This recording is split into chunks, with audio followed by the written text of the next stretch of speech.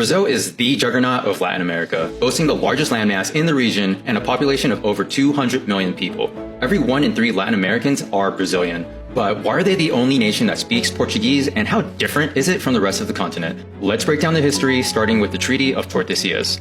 In 1492, Columbus discovers a new world on behalf of Spain. The other big sea power at the time, Portugal, wants in on the action, as both countries are devout, God-fearing Catholic nations, so God-fearing that they don't hesitate killing native populations.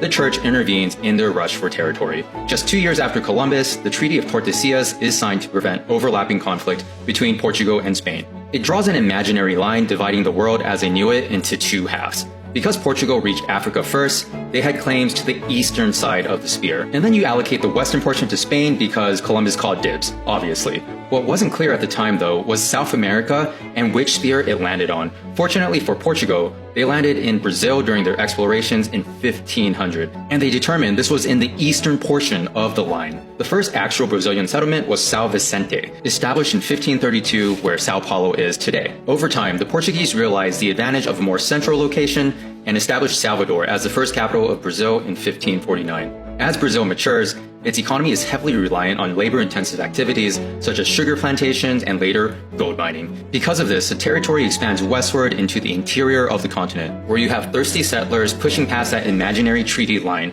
During this period, Brazil becomes a major hub for the transatlantic slave trade, with 40% of all transatlantic slaves brought to Brazil between the 1500s and 1890. This backdrop, combined with Portuguese interest in developing a stable economy, in contrast to the instability of the Spanish colonies, the population starts absolutely booming. Brazil comes into the global limelight in the 1800s when Napoleon starts waging war on the rest of Europe. The Portuguese royal family is going to flee to Brazil to escape French occupation. Rio de Janeiro becomes the capital of the entire Portuguese Empire, making a unique situation in which a European monarch resides in its colony. In 1822, Pedro I declares Brazil independent from Portugal, becoming the country's first emperor. This empire, followed up by Emperor Pedro II, who was actually born in Brazil, marks one of the most prosperous periods in the country for about 60 years. Thanks for listening to Exploring Brazil's History, and check out nextworldatlas.com for more.